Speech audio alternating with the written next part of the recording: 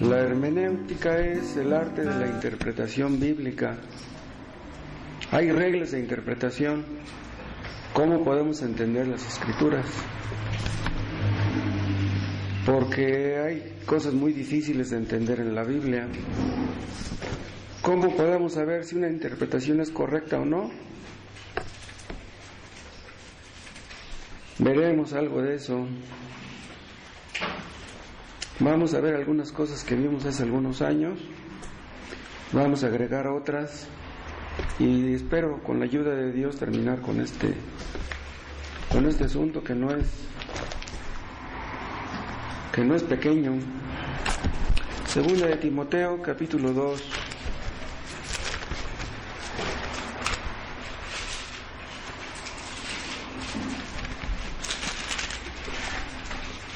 El apóstol Pablo le escribe a Timoteo, su amigo, su hijo en la fe.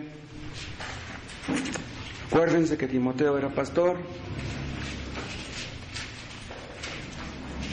y usando su autoridad apostólica le escribe a Timoteo y le dice, vamos a leer del capítulo 2, los versículos del 1 al 7.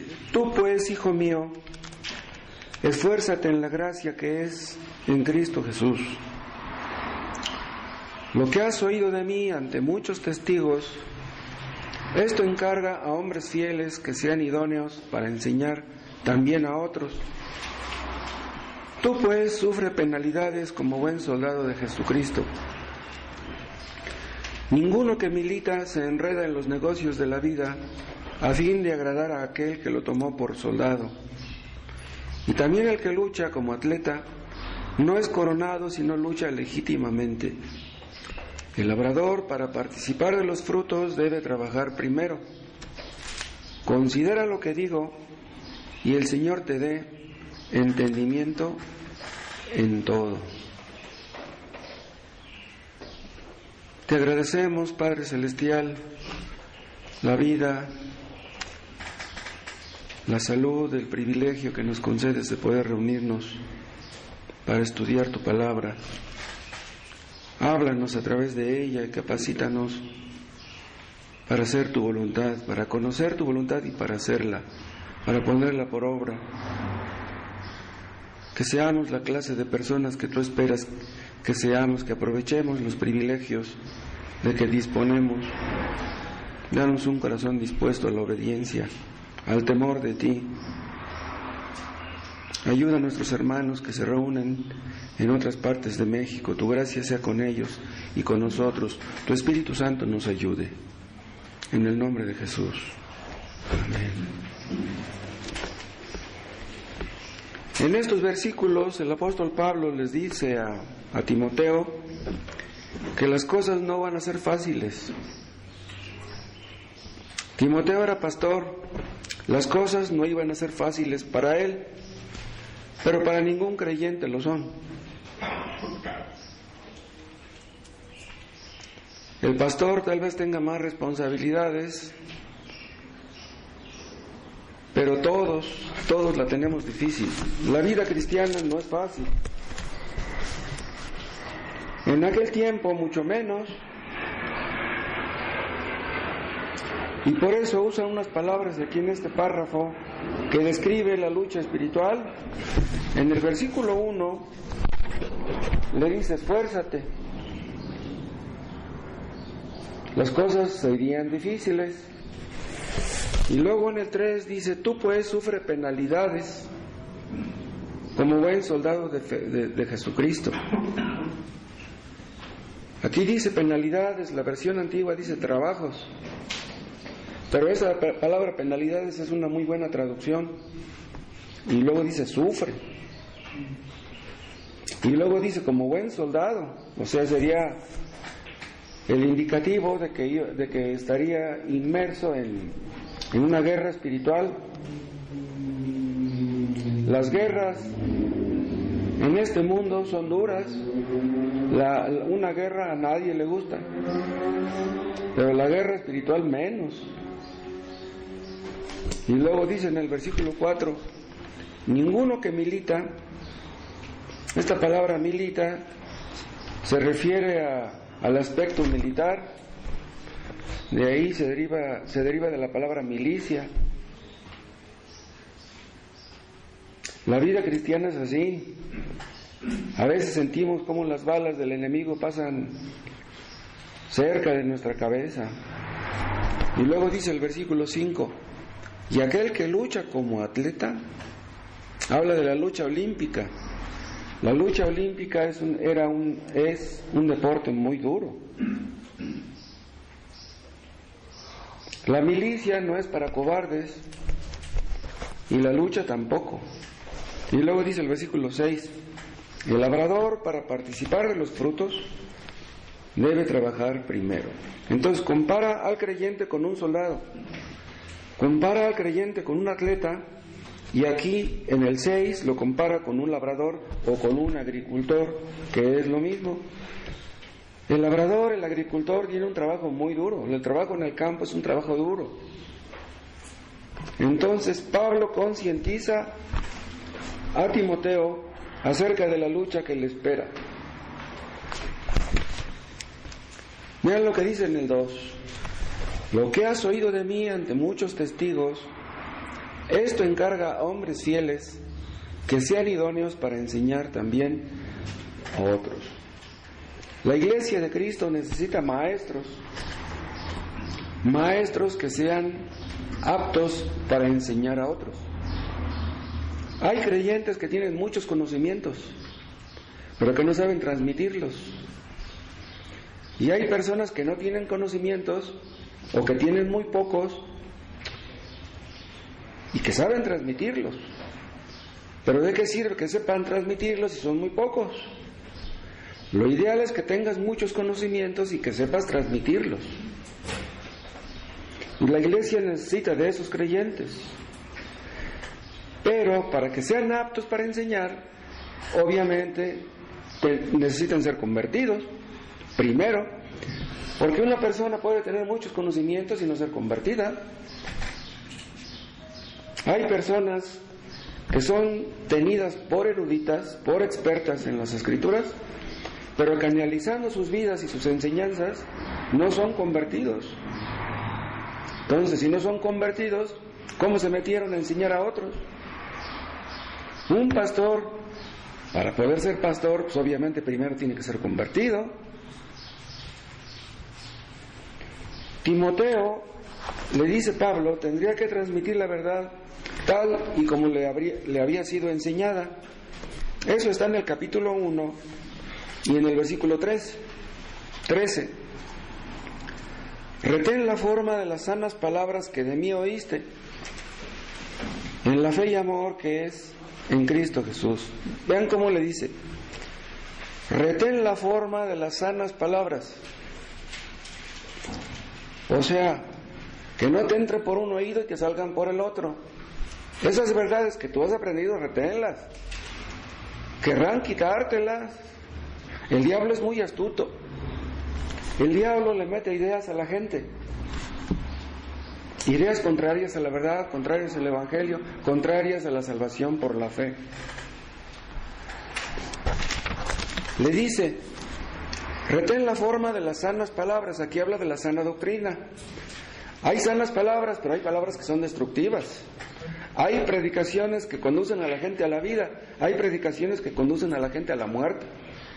Predicaciones que dan vida, predicaciones que matan. ¿Cómo podemos saber que una doctrina es sana? Eso lo veremos. Y vean de nuevo el 13. Retén la forma de las sanas palabras que de mí oíste. O sea, el evangelio verdadero que yo te enseñé, que tú recibiste, que tú abrazaste. Entonces, Timoteo tenía la obligación de transmitir la verdad tal y como Pablo se la había enseñado. Nosotros, los cristianos, no inventamos doctrinas. Las doctrinas ya están aquí. No legislamos, administramos las doctrinas que ya Cristo estableció. La verdad es una sola.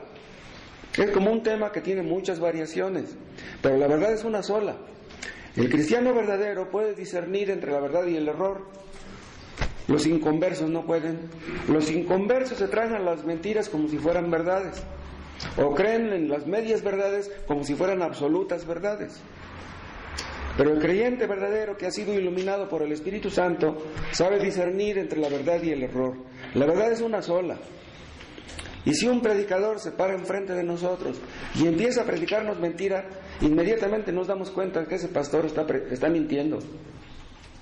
El Espíritu Santo nos ilumina, nos da entendimiento, nos da inteligencia espiritual, sabiduría espiritual, para poder discernir entre la verdad y el error. Y si somos fieles en transmitir la verdad, tendremos mucha oposición. ¿Por qué? Porque al diablo no le gusta la verdad, ni a la naturaleza humana tampoco. A la naturaleza humana le gusta que le prediquen mentiras, que le cuenten chistes, que le entretengan, pero la verdad no les gusta. La verdad les aburre, les cansa, prefieren que el predicador cambie de tema, prefieren escuchar cantos, música, que la predicación de la verdad. ¿Por qué? Porque en el fondo odian la verdad. El apóstol Pablo tuvo mucha oposición, fue perseguido, encarcelado, azotado por predicar la verdad. A los hipócritas no los encarcelan ni los persiguen. Dice en 2:1: tú pues, hijo mío, esfuérzate. Pero esfuérzate ¿en qué? Dice, en la gracia. ¿Cómo esfuérzate en la gracia? Esto parece ser una contradicción. La gracia pues, es algo que no merecemos. Entonces, ¿cómo nos vamos a esforzar en algo que no merecemos? Acuérdense ustedes que la gracia no se opone al esfuerzo. La gracia se opone al mérito. No somos salvos por esforzarnos. No somos salvos por nuestros propios méritos. Pero si somos participantes de la gracia, si hemos creído en la salvación por gracia, debemos demostrarlo esforzándonos. No nos esforzamos para ganar la salvación, nos esforzamos porque ya somos salvos.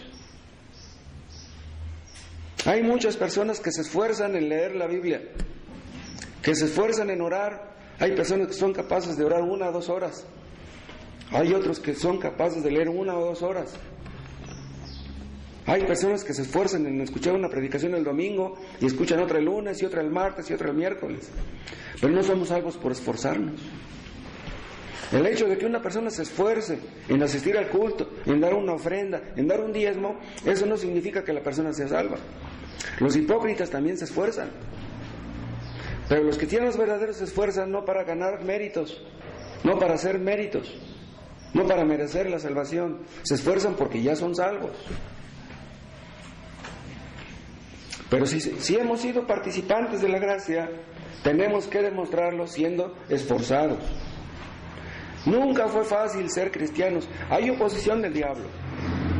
Hay oposición del pecado que mora en nosotros. Hay oposición del mundo que nos jala, que nos atrae. Sin esfuerzo nada se logra. La persona que ora 2 minutos, la persona que ora 5 minutos, la persona que a veces va al culto y a veces no, esa persona no avanzará nada. Vean lo que dice en el versículo 7. 2:7. Considera lo que digo y el Señor te dé entendimiento en todo. No nada más en algunas cosas, en todo. Pero vean cómo dice el 7, considera. Aquí se refiere no solo a lo que le está escribiendo aquí, sino a lo que ya le había dicho antes. Estamos viendo la segunda epístola a Timoteo. Ya entonces estaba escrita en la primera. Entonces analiza lo que te dije en la primera, analiza lo que te estoy diciendo en la segunda. Pero vean cómo la palabra que usa dice, considera lo que digo. La palabra considerar quiere decir poner en la mente, reflexionar, meditar, analizar. Esto quiere decir que no basta leer la Biblia. Porque una persona puede leer una o 2 horas y no entender nada. El asunto es que entendamos lo que estamos leyendo. La simple lectura no basta. La Biblia no es como leer Don Quijote de la Mancha, No, tenemos que entender lo que estamos leyendo. Porque si no entendemos lo que estamos leyendo es como si no hubiéramos leído. Debemos sacar provecho de lo que estamos leyendo. Hagan apuntes. Escriban la palabra que no entienden, investiguen su significado. Pregúntenle a alguna persona. Cómprense un comentario bíblico, un diccionario bíblico. Ahora hay muchas ayudas por el internet para que ustedes puedan aprender. El asunto es que la persona que quiere aprender y se esfuerza, aprenderá. Dice en el versículo 7: considera lo que digo y el Señor te dé entendimiento en todo. Esta palabra entendimiento habla de comprender algo y de ser iluminado acerca de ese algo. Nuestras mentes durante años estuvieron en tinieblas. Éramos muy listos para lo malo, pero para lo bueno éramos muy malos. Éramos muy tontos. Nuestras mentes las usábamos para lo malo, pero no podíamos usarlas para lo bueno. Entonces, con la ayuda de Dios, con la ayuda del Espíritu Santo, vamos entendiendo lo que antes no entendíamos. Y nuestro entendimiento va creciendo poco a poco. Y más crecerá en el grado en que pongamos en práctica lo que vamos aprendiendo.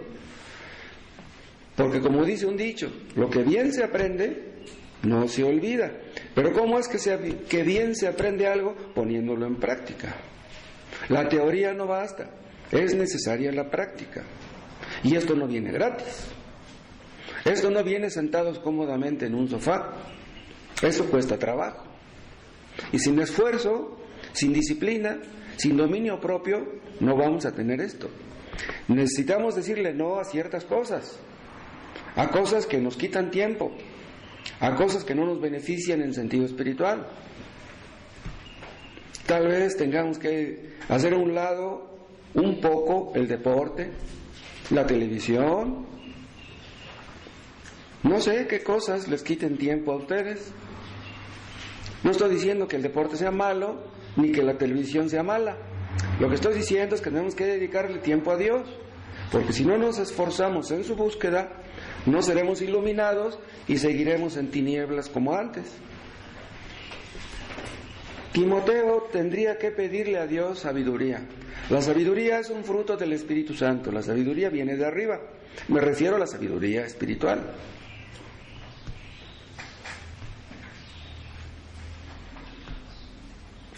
Vean, los sectarios no hacen eso. ¿Saben ustedes qué es lo que hacen los maestros de las sectas? Los maestros de las religiones falsas. Si la gente tiene dudas, si la gente tiene preguntas, le dicen, consúltame a mí, pregúntame a mí. Enseñan a la gente a ser dependientes. Entonces la gente les pregunta a los pastores y la gente queda muy contenta, muy satisfecha. Pero ¿saben qué? Esos malos pastores hacen que la gente dependa de ellos. Y nosotros no queremos eso. Nosotros queremos que la gente dependa del Espíritu Santo. Sí, no tiene nada de malo que le hagas una pregunta al pastor, pero tú no puedes depender del pastor para eso. Tú investiga por tu cuenta. Que Dios te ilumine, que el Espíritu Santo te ayude a entender. El pastor no va a estar siempre a tu lado para que te explique una palabra. Trata de investigar el significado tú. Hay ocasiones en que pasa tiempo para que nos caiga el 20 acerca de una doctrina. Incluso puede pasar mucho tiempo. Ustedes pueden escuchar una doctrina y creer que ya la entienden porque ya la han escuchado en diferentes ocasiones. Pero ¿puedes explicar esa doctrina a otra persona? Si tú no le puedes explicar una doctrina a otra persona, no la has entendido. Ni sueñes con que la has entendido. Tienes que podérsela explicar. Acuérdense, por ejemplo, que la justificación por la fe es una doctrina crucial, básica. ¿Ustedes entienden bien lo que es la justificación por la fe? Si alguien les pregunta a ustedes, a ver, hermano, explícame, ¿qué entiendes tú por justificación por la fe? ¿Pueden ustedes explicar eso? ¿Qué diferencia hay entre justificación y santificación?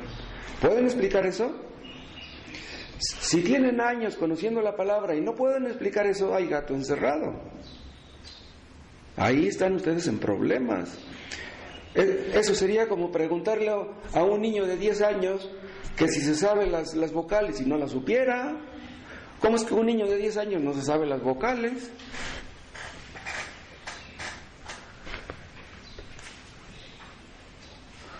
Esta palabra que tiene aquí Pablo en el versículo 7, considera, nos muestra la importancia de la hermenéutica. Dios ha comunicado su verdad por medio de palabras. Dios pudo haberlo hecho de otra manera, si Él hubiera querido, pero quiso hacerlo por medio de su palabra, por medio de la palabra escrita. Dios pudo haber hecho que su palabra estuviera en el cielo, que ahí estuvieran las letras en el cielo, que todos pudiéramos verlas. Dios pudo habernos hablado por medio de su voz, de modo que todos escucháramos su voz, pero Él no quiso hacerlo así. Dios quiso que su palabra quedara registrada en un libro. Y si ustedes no creen que este libro sea inspirado por Dios, si ustedes no creen que este libro sea la palabra de Dios, lo menospreciarán, lo harán a un lado y lo dejarán ahí lleno de polvo y de telarañas. Pero si ustedes creen que este libro es la palabra de Dios, le darán la mayor importancia. Temblarán cuando la estén leyendo. Las lágrimas fluirán de sus ojos cuando entiendan que Dios les está hablando a ustedes. La hermenéutica es la interpretación bíblica. Solamente Dios puede enseñarnos a interpretar su palabra. Él es el autor de la palabra. Él es el único que puede darnos la interpretación correcta. Hay ocasiones en que estamos platicando con una persona y malinterpretamos una palabra que nos dice esa persona. O sea, existe el riesgo siempre al platicar con una persona que malinterpretemos lo que nos está diciendo esa persona. Pues lo mismo sucede con las cosas de Dios. Existe el riesgo de que malinterpretemos lo que Dios nos quiere decir. No hay nada más importante que lo que Dios nos dice a través de su palabra. Si estamos confundidos, si estamos equivocados en cuanto al significado de una palabra, no entenderemos el versículo, no entenderemos el párrafo, no entenderemos nada. Y si después de haber analizado, creímos que entendíamos, pero no entendíamos, y así predicamos, pues entonces, ¿cómo vamos a ayudar a la gente a que entienda si nosotros mismos no entendemos? Y luego, si terminamos de predicar y alguien se nos acerca y nos hace una pregunta y no sabemos contestar, pues entonces, ¿qué vamos a hacer? Hay muchas personas que leen la Biblia y que no la entienden y que nos quieren hacer preguntas. Tal vez nuestros hijos nos hagan preguntas. ¿Qué le vamos a decir a nuestros hijos? Hijo, pues disculpan, pero no sé. Si nuestros hijos son perspicaces, van a decir: papá, tienes 10 años leyendo la Biblia y no sabes contestarme esta pregunta. El apóstol Pablo le dice a Timoteo que él no podría definir las palabras a su manera. Nosotros no podemos definir las palabras bíblicas y teológicas a nuestra manera. Hay reglas de interpretación. Debemos atenernos a esas reglas. ¿Y en dónde están esas reglas? Dentro de la misma Biblia. No son reglas humanas, no son reglas inventadas por los hombres.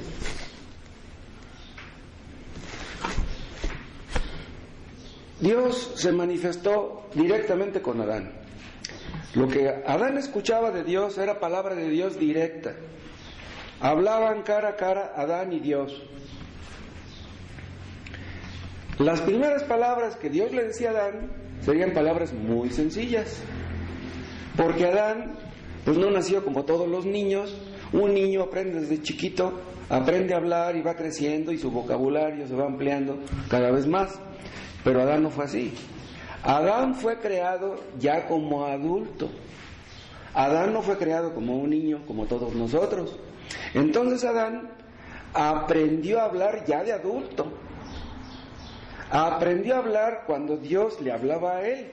Dios tenía una comunicación directa con Adán. Entonces, el vocabulario de Adán fue creciendo día con día, rápidamente, porque él tenía una inteligencia que nosotros no tenemos. Adán fue creado perfecto y nosotros somos imperfectos. Adán tenía libre albedrío, nosotros no. Adán tenía libre albedrío, pero lo perdió después de que pecó. Actualmente ya nadie tiene libre albedrío. Entonces, Adán necesitaba que Dios le explicara. Y las explicaciones últimas tenían que corresponder con las explicaciones primeras. En otras palabras, Dios no se contradice. Dios nunca se contradice. Entonces, Adán tenía la obligación de interpretar lo que Dios le decía a la luz de lo que ya le había dicho antes. ¿Me explico? Entonces, Adán no podía definir las cosas a su manera. Vamos a suponer que Eva le hiciera una pregunta a Adán. Oye, Adán, ¿y cómo ves esto? ¿Me puedes tú contestar esta pregunta? No, pero pues ¿cómo le hago, Eva? Esto no me lo ha dicho Dios. Déjame hablar con él, le voy a preguntar y a ver qué me dice. Eso pudo haber sucedido con toda seguridad, porque Adán no lo sabía todo. Ven, el diablo siempre quiso, no solamente en el caso de Adán, sino a través de la historia, el diablo siempre ha querido que interpretemos las cosas a nuestra manera. Cuando estamos leyendo la Biblia, hay cosas que creemos entender, pero que lo más es probable que no las entendamos. ¿Saben qué es lo que distorsiona la verdad? Nuestro pecado. Mientras más pecado hay en una persona, más tinieblas espirituales hay en esa persona. Y la soberbia nos hace creer que entendemos algo cuando no lo entendemos realmente. Eso es lo que pasa con los falsos maestros.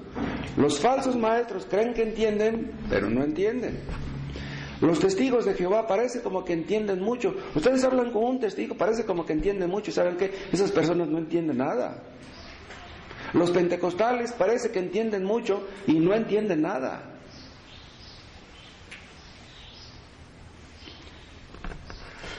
Dios le daba información a Adán, y la información que Dios le daba era la pauta por la que debería de interpretar sus palabras. Entonces, necesitamos el manual de Dios, necesitamos el instructivo de Dios. Dios es el autor de este libro. Señor, no entiendo estas palabras. ¿Qué voy a hacer? El hermano Tomás estuvo con nosotros ahí en esa. ¿Cuántos años? Llegó en el 85, se fue en el 2000, estuvo 15 años. El apóstol Pablo estuvo con los Corintios 3 años. Pero fíjense, Tomás estuvo con nosotros en esa 15 años enseñándonos. Imagínense que después de 15 años, yo le marco a Tomás y le digo, oiga hermano Tomás, no entiendo qué es la justificación. No, dice, pero ¿cómo? Estuve 15 años con ustedes y me haces esta pregunta, por favor. No puede ser. Necesitamos acudir al libro de Dios para que Él nos muestre el camino, para que nos ilumine. Y aún así, vean, no hay nadie que entienda toda la Biblia de manera exhaustiva, de manera perfecta. No hay nadie. Hay cosas tan profundas que podemos especular, podemos elucubrar acerca del significado de ciertas cosas. Pero estar al 100% convencidos, seguros de algo, está medio complicado.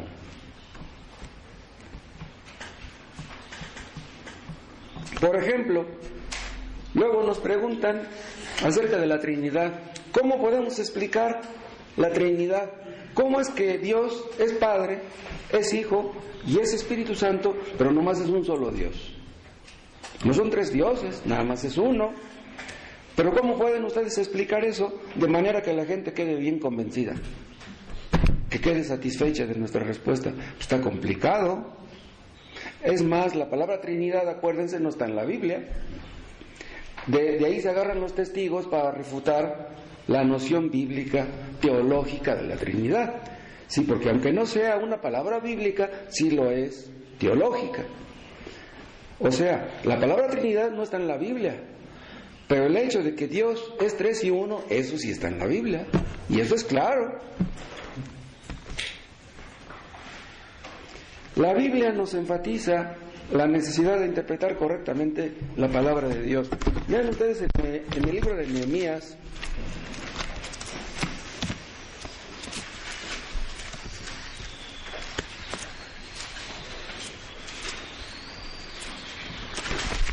En el capítulo 8,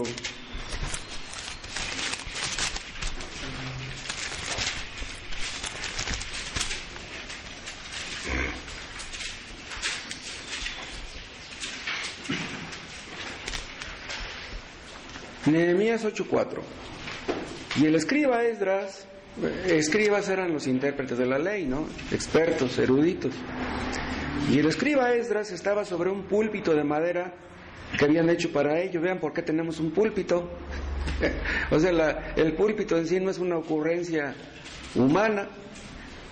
Y junto a él estaban Matatías, Ema, Anías, Urías, Hilcías y Masías a su mano derecha, y a su mano izquierda Pedaías, Misael, Malquías, Asum, Asbadana, Zacarías y Mesulam. Abrió pues Esdras el libro a ojos de todo el pueblo, porque estaba más alto que todo el pueblo. Y cuando lo abrió, todo el pueblo estuvo atento. Ven, estaba leyendo el rollo de la ley. Bendijo entonces Esdras a Jehová Dios grande, y todo el pueblo respondió, amén, amén, alzando sus manos, y se humillaron y adoraron a Jehová, inclinados a tierra. Y los levitas, Jesúa, etcétera, hacían entender al pueblo la ley, y el pueblo estaba atento en su lugar. Y dice el 8, y leían en el libro de la ley de Dios claramente, y ponían el sentido de modo que entendiesen la escritura. O sea, estaban atentos a la explicación que se les daba. Bien, esto es bíblico, de esto se trata lo que hacemos nosotros. El asunto es que pedimos a Dios iluminación, que pedimos a Dios entendimiento y gracia, para que todos ustedes puedan entender. Porque si no entienden de lo que estamos hablando, entonces ¿de qué se trata todo? Entonces, ¿a dónde iremos a parar? Debemos cerciorarnos de que lo que estamos enseñando es entendible, es entendido, de manera que podamos esperar que ustedes lo pongan en práctica. Un grupo de personas se encargaba de explicar al pueblo la palabra. Y de ahí también podemos sacar la idea de los maestros de escuela dominical. El maestro de escuela dominical se enseña a explicarle al joven, se enseña a explicarle al adolescente, incluso al niño. Y si algo aprendió de sus padres, pues algo más aprenderán de los maestros de escuela dominical. El asunto es que los niños entiendan. ¿Cuántos beneficios reciben nuestros niños cuando desde pequeños se les explica el significado de la palabra de Dios? Vean Marcos capítulo 13.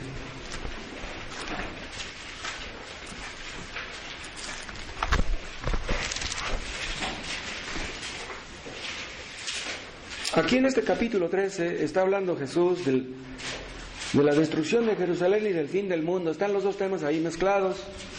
Unos versículos hablan de la destrucción de Jerusalén, otros hablan del fin del mundo. Y vean cómo dice en el versículo 14, Marcos 13, 14. Pero cuando veáis la abominación desoladora de que habló el profeta Daniel, puesta donde no debe estar, y vean lo que dice ahora entre comillas, el que le entienda, entonces los que estén en Judea huyen a los montes. Vean ustedes la importancia de lo que está entre comillas. Dice, el que le entienda.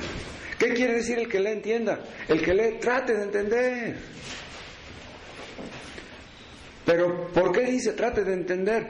Porque entender cuándo se refiere a la destrucción de Jerusalén y cuándo se refiere al fin del mundo no es fácil. Muchos se tragan todo como si se tratara de una cosa o como si se tratara de la otra, pero está hablando de dos cosas. Entonces, cuando estamos leyendo, debemos investigar si estamos entendiendo estos temas.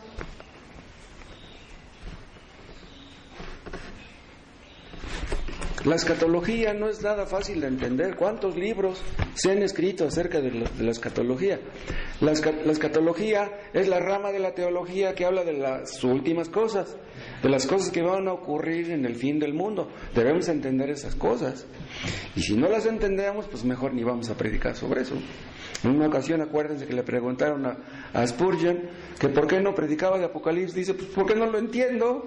Pues fue honesto. Pero vean, el hermano Tomás ha predicado un montón sobre Apocalipsis, que decir que Tomás entiende cosas que no entendía Spurgeon, ¿no? Ahora vean Lucas 10.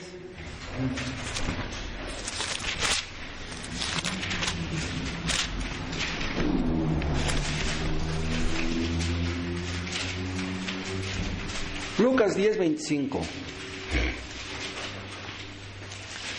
Y aquí un intérprete de la ley se levantó y dijo, para probarle, es una pregunta capciosa.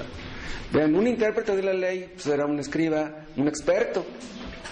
O sea, era uno que creía que se la sabía de todas, ¿no? Dice, maestro, vean, le habla muy melosamente, maestro, ¿haciendo qué cosa heredaré la vida eterna? Y vean, Cristo le contesta con otra pregunta, dice, él le dijo, ¿qué está escrito en la ley? ¿Cómo lees? Vean, le da a entender Jesús, sí, yo entiendo que tú lees, pero el asunto es cómo lees, ¿sí? El problema no es tanto hacer que las personas lean, el asunto es hacer que las personas entiendan lo que están leyendo. Entonces, no basta leer, no basta considerar, reflexionar, analizar, el asunto es que estemos seguros de que estamos entendiendo. Este hombre que le hace esta pregunta a Jesús creía ser un experto en la interpretación de las Escrituras, pero vemos según el contexto que de experto no tenía nada. Una persona puede tener un título, puede tener muchos diplomas acerca de teología y no entender lo básico acerca de la salvación. Ven en Hechos, en el capítulo 8.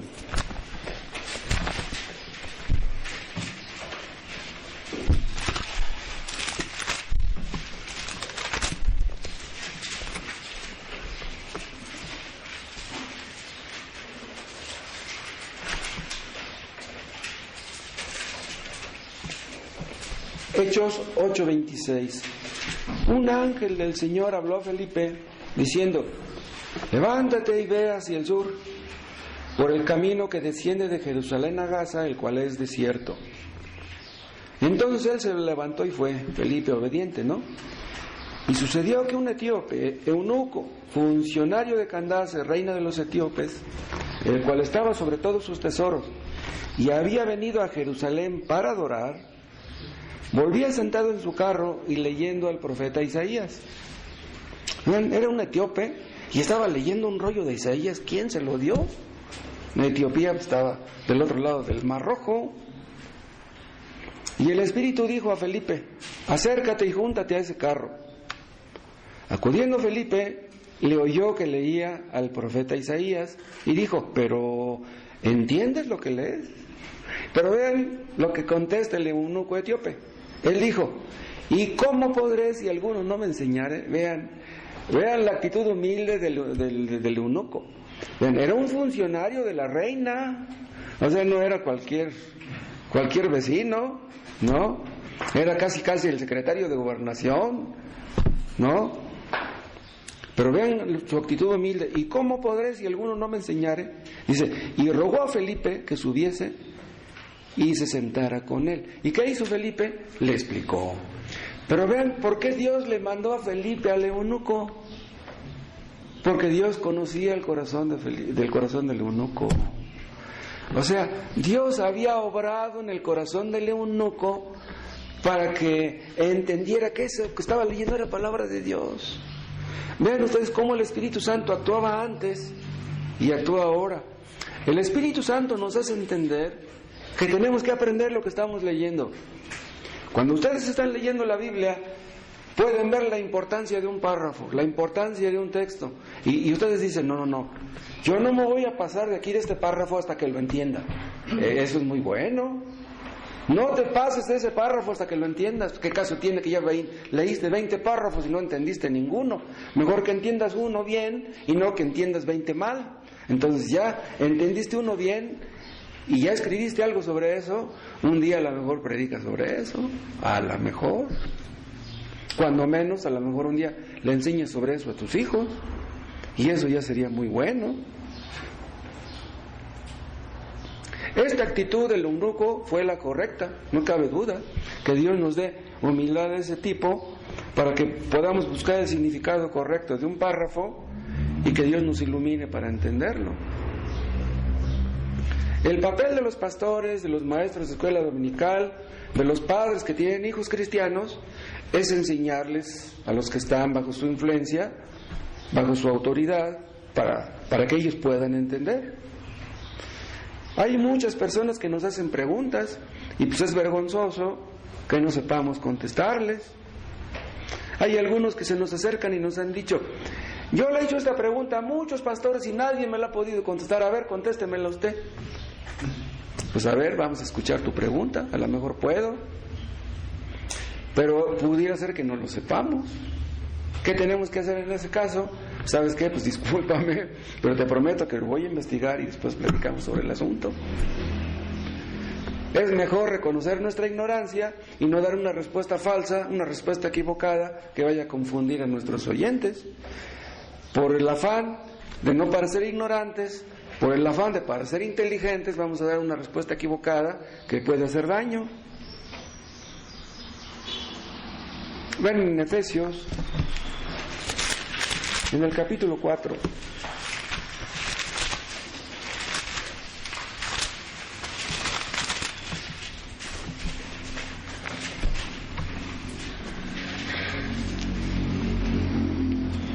Efesios 4:11. Y él mismo, Cristo, constituyó a unos apóstoles, a otros profetas, a otros evangelistas, a otros pastores y maestros. ¿Para qué? A fin de perfeccionar a los santos para la obra del ministerio, para la edificación del cuerpo de Cristo. Vean, ¿para qué Dios llamó a todos estos? Porque Dios quiere el beneficio, el crecimiento, la madurez de la iglesia, para que puedan servir a Cristo como Él merece. A fin de perfeccionar a los santos para la obra del ministerio, que podamos ser útiles a nuestros semejantes. De eso se trata el asunto. Dice el 13, hasta que todos lleguemos a la unidad de la fe, o sea, que estemos unidos en una misma creencia, y del conocimiento del Hijo de Dios, que conozcamos quién es Él verdaderamente, a un varón perfecto, quiere decir a un varón maduro, a la medida de la estatura de la plenitud de Cristo. ¿Para qué? Vean, ¿para qué tenemos que tener esto? Del versículo 13, para que ya no seamos niños fluctuantes, llevados por doquiera de todo viento de doctrina, por estratagema de hombres que para engañar emplean con astucia las artimañas del error. Estamos rodeados de gente que no entiende la palabra y que predica, falsos maestros que se paran detrás de un púlpito, que no son salvos y que engañan a la gente. Y los recién convertidos pueden caer en la trampa de esas personas, en las garras de esas personas. Dice, para que yo no seamos niños fluctuantes. Los niños fluctuantes son los que tienen poco conocimiento, que se tragan lo mismo una verdad que una mentira. Ah, no, pues sí. Le están enseñando una mentira y creen que es la verdad. Dice, para que ya no seamos niños fluctuantes, llevados por doquiera de todo viento de doctrina. Debemos estar firmes en la fe que hemos recibido, que supuestamente hemos creído y abrazado, para que no nos engañen los falsos maestros que abundan por todas partes.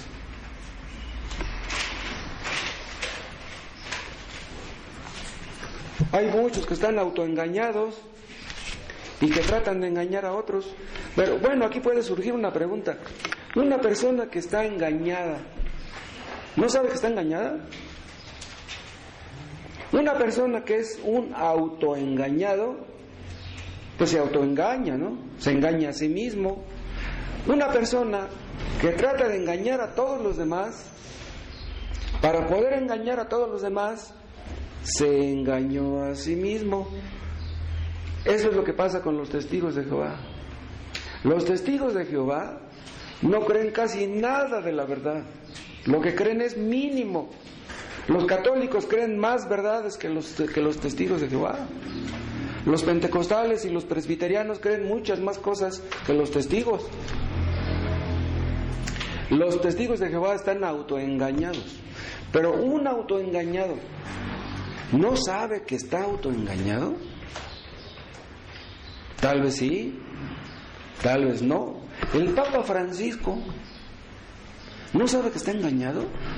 El Papa Francisco dice que lo mismo da que tú creas en Buda, que en Confucio, que en Mahoma, que en Cristo. ¡Wow! Pero ¿cómo se atreve ese ingrato a decir eso? Eso es claramente antibíblico, clarísimamente antibíblico. Solamente hay salvación en Cristo. Fuera de Cristo no hay salvación para nadie. Los que mueren, los budistas que mueren siendo budistas, no pueden ser salvos. Los católicos que mueren siendo católicos no pueden ser salvos. Los musulmanes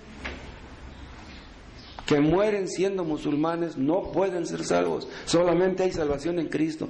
Fuera de Cristo, de la fe en Cristo por la fe, de la salvación por Cristo y por la fe en Cristo, no pueden ser salvos.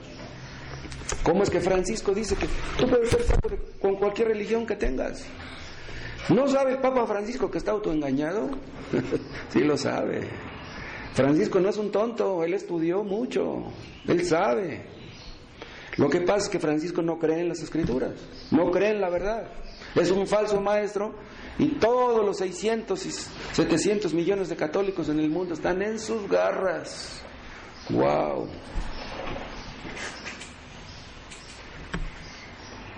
Vean Efesios 4:15. Ya vimos el 14, ¿no? Dice al final del 14, hombres que para engañar emplean con astucia los artimañas del error. Pero ven el 15, sino que siguiendo la verdad en amor, vean, siguiendo la verdad, o sea, no nada más algo, un acercamiento, no, síguela continuamente. Dice, en amor, o sea que no nada más entiendes qué es la verdad, no, demuéstrala con tu amor. ¿De qué sirve que en tu mente creas que lo que tú crees es la verdad, pero no amas a tu prójimo, no amas a tu mujer, no amas a tus hijos? Pues entonces, ¿qué clase de verdad estás creyendo? Siguiendo la verdad en amor, dice, crezcamos en todo, en aquel que es la cabeza, esto es, Cristo. Crezcamos. No hay crecimiento en el error. El crecimiento espiritual viene a través de la exposición a la verdad. Los que se exponen a mentiras, a medias verdades, que es lo mismo que mentiras, no pueden crecer. Para que una persona crezca tiene que nacer de nuevo. Si tú no has nacido de nuevo no puedes crecer. Es como un niño que no ha nacido no puede crecer, ya cuando nace ya va creciendo. Vean 2 de Timoteo 2.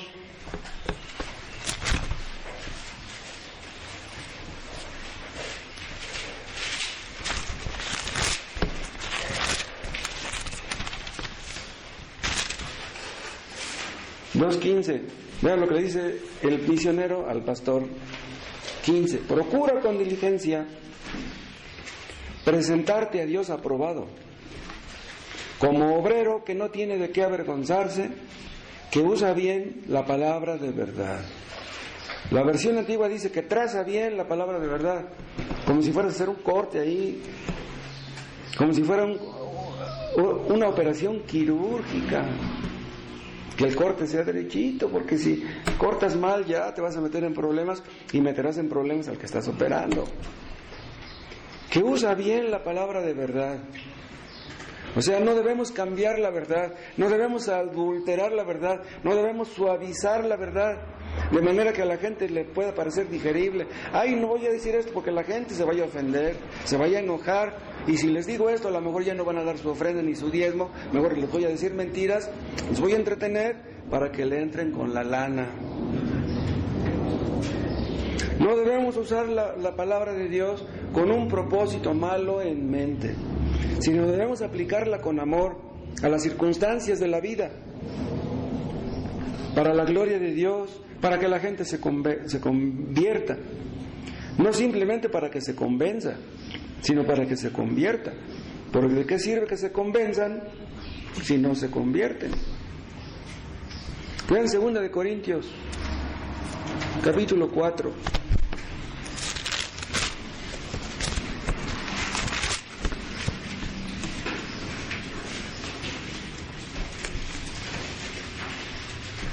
Segunda de Corintios 4:1, por lo cual teniendo nosotros este ministerio, según la misericordia que hemos recibido, no desmayamos. O sea, el ministerio de predicar el Evangelio, ¿no? Si no desmayamos, aunque hay oposición, no nos desanimamos. Antes bien, en lugar de desanimarnos, dice, renunciamos a lo oculto y vergonzoso. Ven, renunciamos a las mentiras, a las falsedades. no andando con astucia, o sea, buscando el dinero de la gente, el apapacho, la gloria de los hombres, dice, ni adulterando la palabra de Dios, no, vamos a transmitir la palabra como Dios nos la enseñó, como los apóstoles nos las transmitieron. No vamos a adulterar la palabra de Dios. La palabra de Dios es comparada a la leche espiritual. Antiguamente la leche la adulteraban con agua, te daban 20 litros de leche, le echabas 5 de agua, pues ya tenías 25 litros, ya te ganabas unos centavos extras. No, dice, no vamos a hacer eso.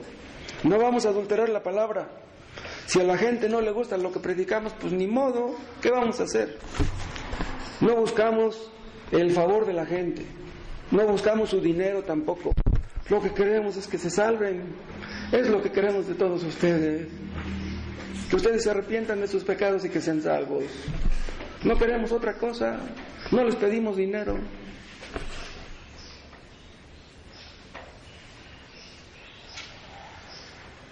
Segunda de Pedro 1.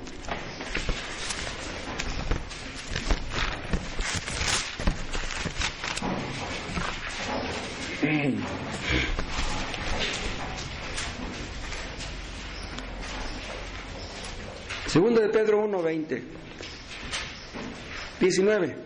Tenemos también la palabra profética más segura. La palabra profética es la palabra de Dios, ¿no? A la cual hacéis bien en estar atentos, como una antorcha que alumbra en lugar oscuro, hasta que el día esclarezca y el lucero de la mañana salga en vuestros corazones. O sea, la luz de nuestro entendimiento primero es débil, va creciendo, la luz va creciendo, hasta que llega la luz a ser una luz muy intensa. Dice, y el lucero de la mañana salga en vuestros corazones, hasta que estés seguro de que tú eres salvo, hasta que ya entiendas quién es Cristo y le obedezcas, y entonces ya entenderás que tú eres salvo. Porque nunca la profecía fue traída por voluntad humana. Vean, los profetas eran llamados por Dios para cumplir con un oficio. Los profetas hablaban en el nombre de Dios.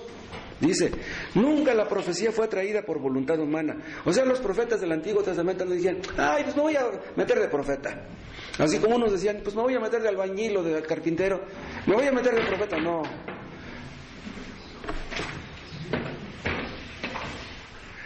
No, los profetas se metían de profetas porque Dios los llamaba para ser profetas. Y lo que los profetas hablaban era lo que Dios les decía que hablaran.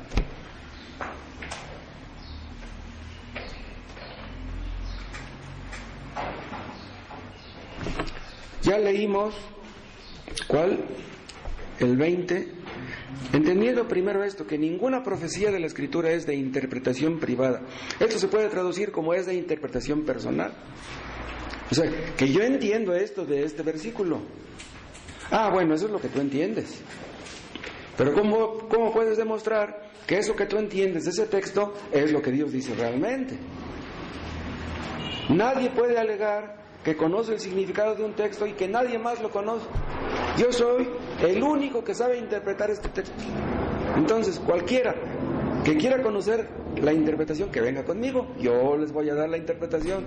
Nadie puede decir eso. Dice el 21, porque nunca la profecía fue traída por voluntad humana, sino que los santos hombres de Dios hablaron siendo inspirados por el Espíritu Santo. El Espíritu Santo les ponía las palabras. Cada palabra que ustedes pueden ver en Isaías, en Daniel, en Jeremías, es palabra de Dios. Esas palabras no se les ocurrieron a ellos. Entonces los falsos profetas que dicen hoy, Dios me reveló, están mintiendo. Ya Dios no revela nada. Nos ilumina para que entendamos, pero eso no quiere decir que nos está revelando algo. En una ocasión yo les hablaba de Hechos 2:38, ¿se acuerdan? Hace un tiempo, pero vean de nuevo este texto, es muy, muy interesante. Hechos 2.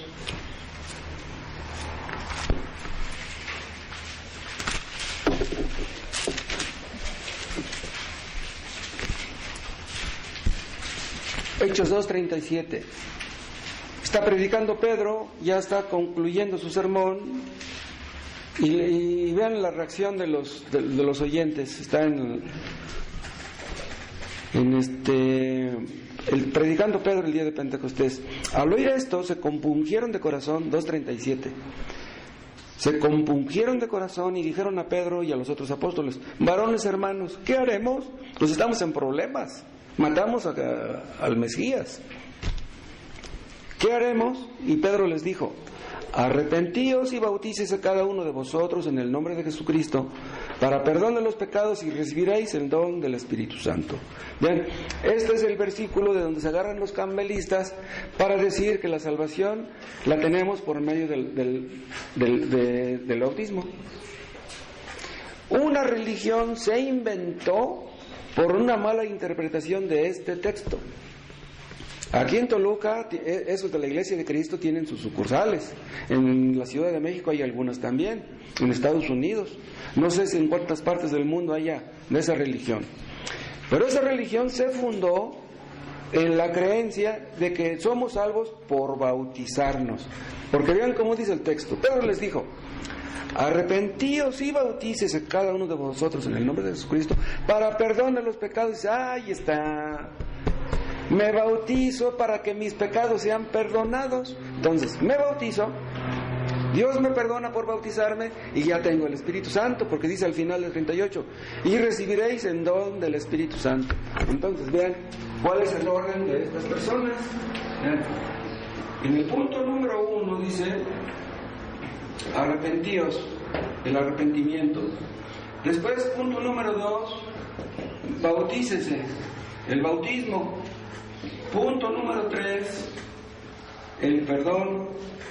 Punto número 4, el Espíritu Santo.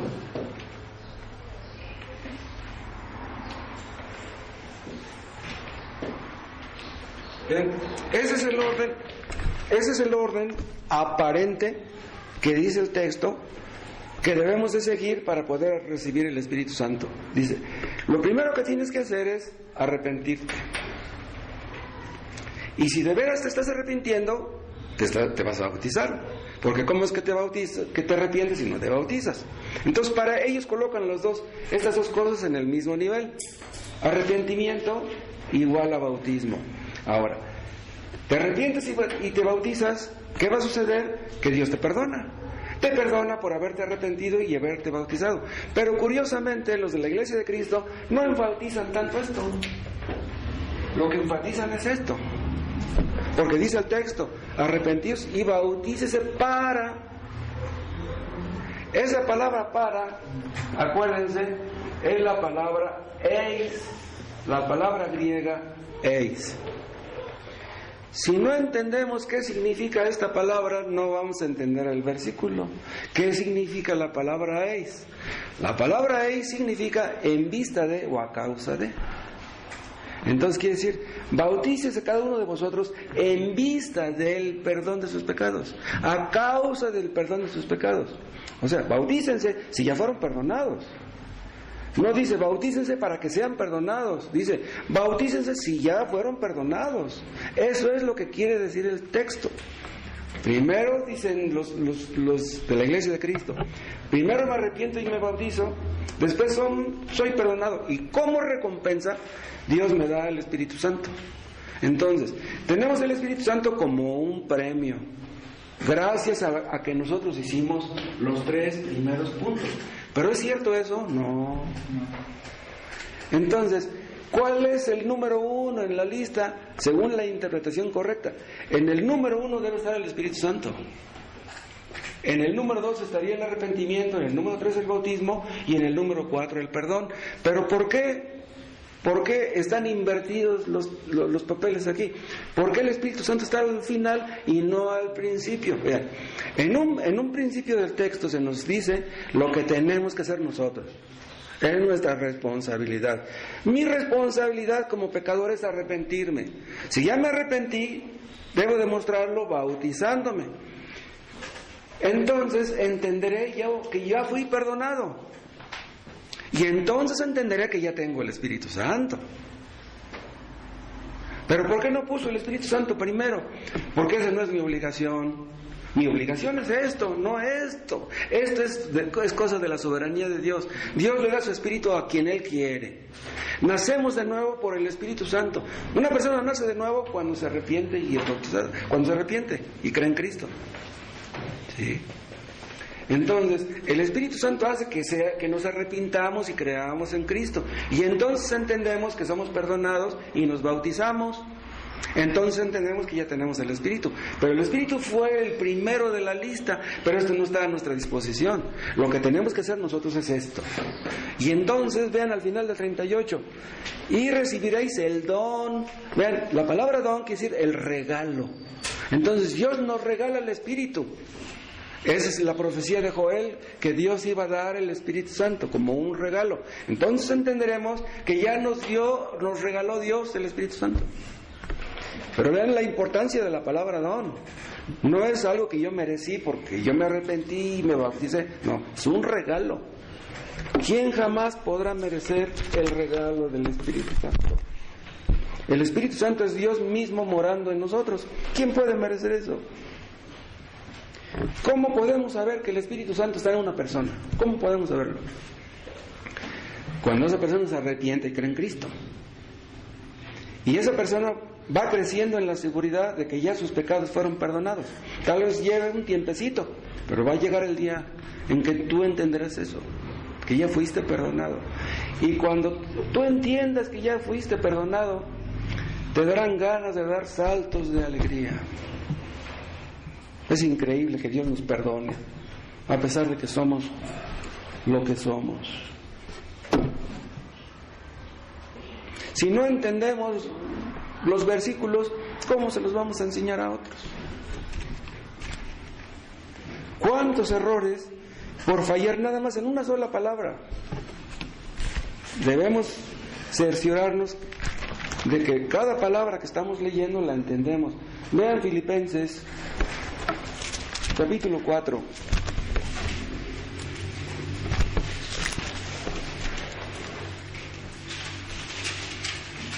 Aquí Pablo habla también y ven lo que dice en Filipenses 4:9.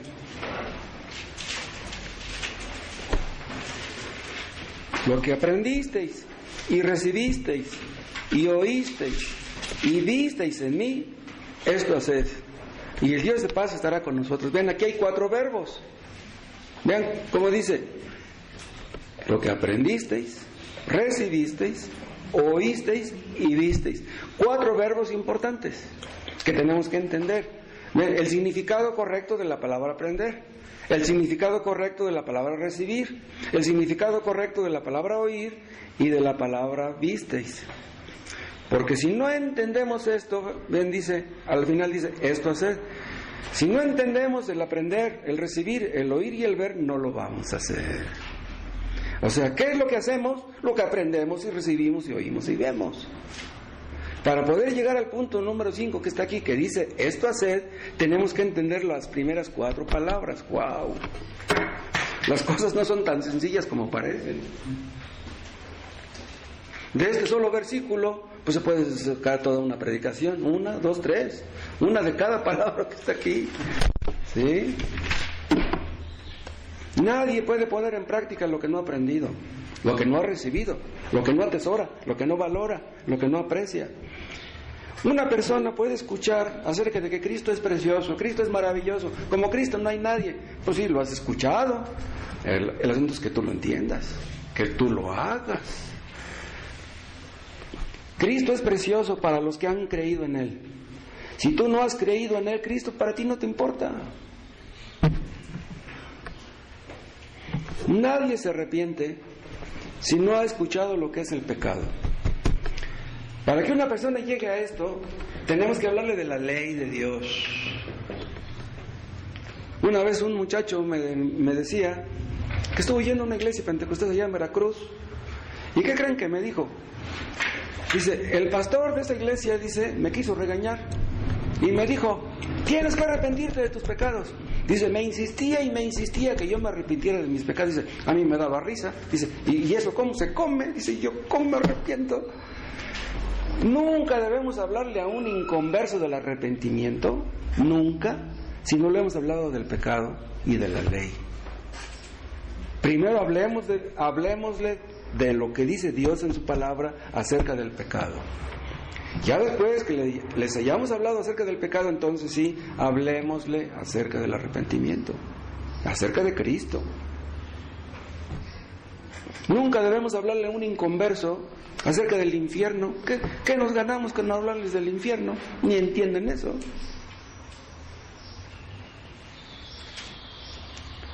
La interpretación correcta de las Escrituras es la base de todas las posibles aplicaciones.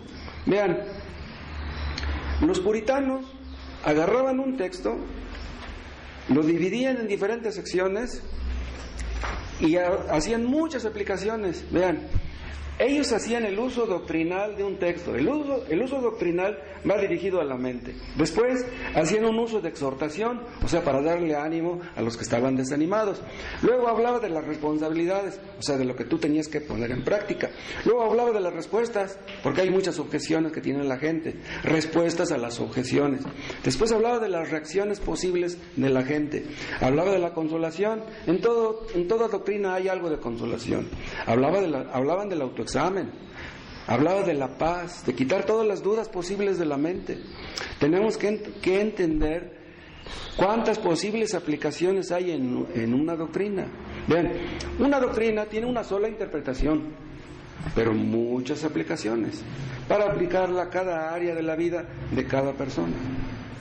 Y los errores doctrinales conducen a errores de interpretación y hacen que la gente se confunda, se desoriente y no pueden aplicar nada. No entienden nada. Vean 1 Timoteo, capítulo 4.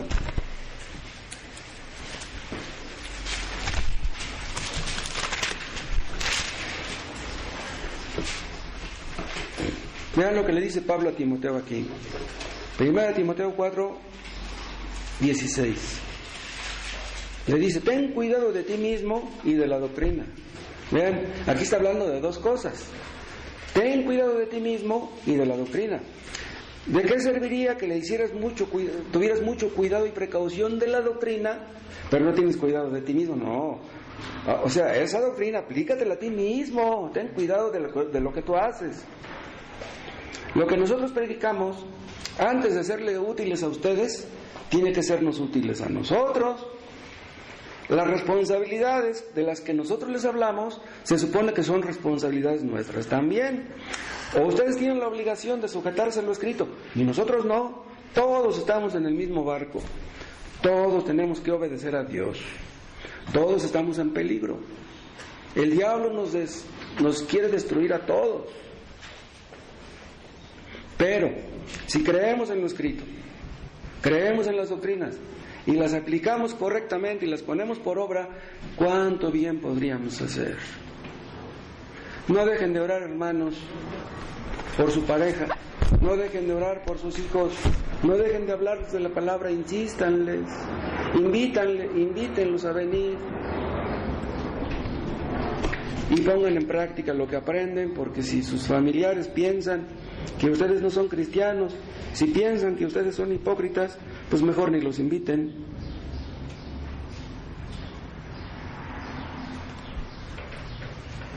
Si estamos leyendo las Escrituras, se supone que es para ponerlas en práctica.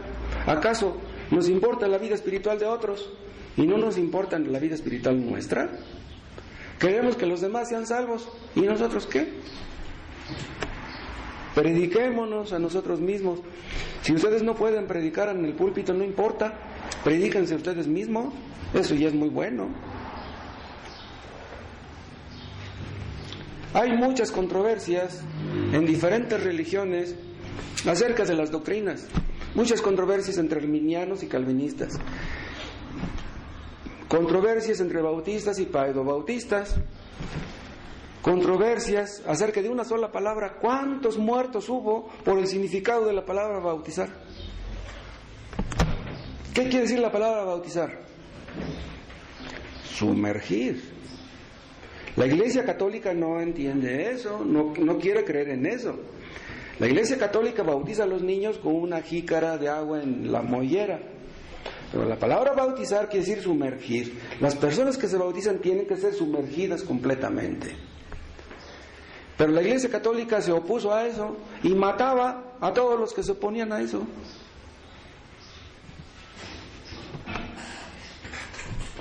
Debemos crecer en entendimiento, en iluminación. en la capacidad de interpretar correctamente lo que estamos leyendo.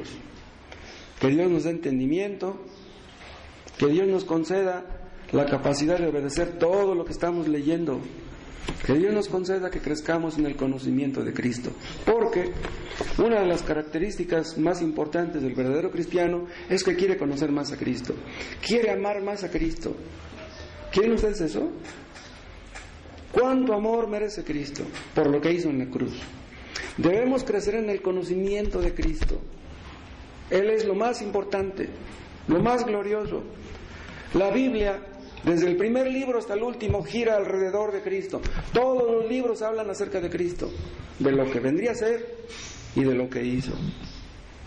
El cristiano verdadero tiene el deseo sincero no solamente de entender y de aprender, no, tiene el sincero deseo de obedecer. Si ustedes no tienen ese sincero deseo de obedecer lo que leen, ustedes están en peligro. Que Dios los ilumine, que Dios les ayude para que obedezcan todo lo que leen. Hay muchos que leen, pero lo que leen se lo aplican a otros. Ay, fulano de tal no está haciendo lo que dice este versículo. No, fíjate si lo estás haciendo tú. El Espíritu Santo fue dado, entre otras cosas, para guiarnos en el conocimiento de la verdad. Pídele al Espíritu Santo que te ilumine. Cuando tú abras su palabra, pídele a Dios que te ilumine para que leas, para que entiendas lo que leas. Y Él te enseñará poco a poco. Aún los niños pueden aprender. Y por muy viejo que esté una persona, todavía puede aprender. Dios nos enseñará. Que Dios nos ilumine a todos. Te damos gracias por tu palabra, Padre Celestial. Ayúdanos a creer en toda ella desde el principio hasta el fin y a ponerla por obra, y que lo veamos, Dios, en nuestros familiares, en los que nos rodean, y que seamos instrumentos útiles para que muchos un día lleguen a ser salvos.